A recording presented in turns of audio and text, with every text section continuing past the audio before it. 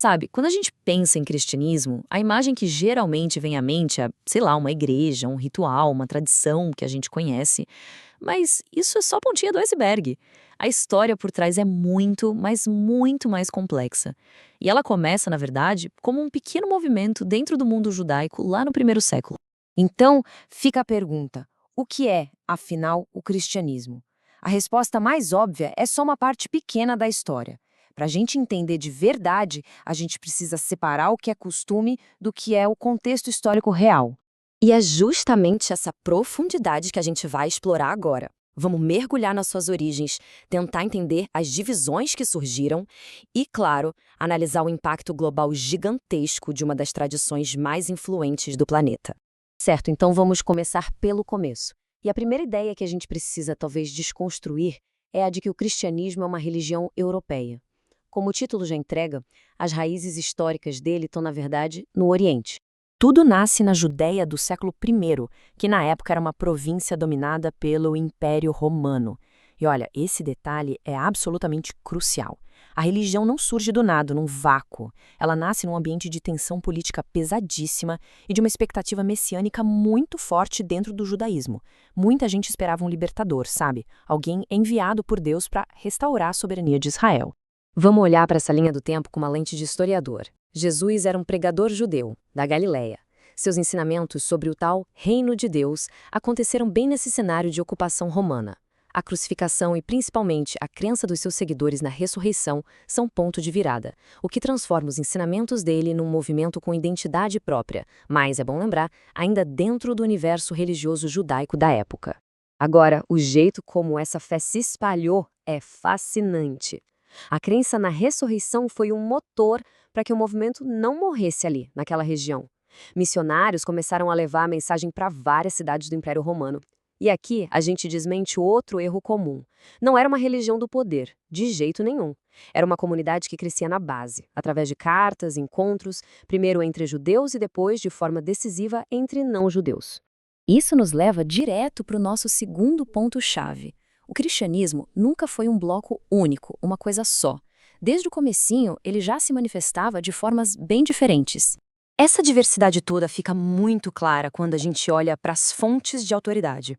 De um lado, nas tradições católica e ortodoxa, a fé não vem só da Bíblia. Ela é entendida também pela interpretação acumulada da Igreja, o que inclui concílios, escritos dos grandes teólogos, é uma construção de séculos.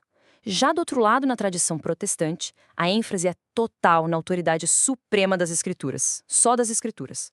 Essa diferença é a raiz de muitas das expressões tão variadas da fé. E o resultado é esse aqui, uma tradição com múltiplos ramos históricos que não apareceram do nada. A ortodoxia oriental e o catolicismo romano, por exemplo, seguirão caminhos diferentes depois do Grande Cisma, lá em 1054. Muitos séculos depois, a Reforma Protestante, no século XVI, deu origem a um monte de outras denominações. Então, falar em cristianismo como se fosse uma coisa só é ignorar essas diferenças enormes de doutrina, de liturgia, de organização. E esses dados aqui ajudam a corrigir de vez a ideia do cristianismo como uma religião só da Europa.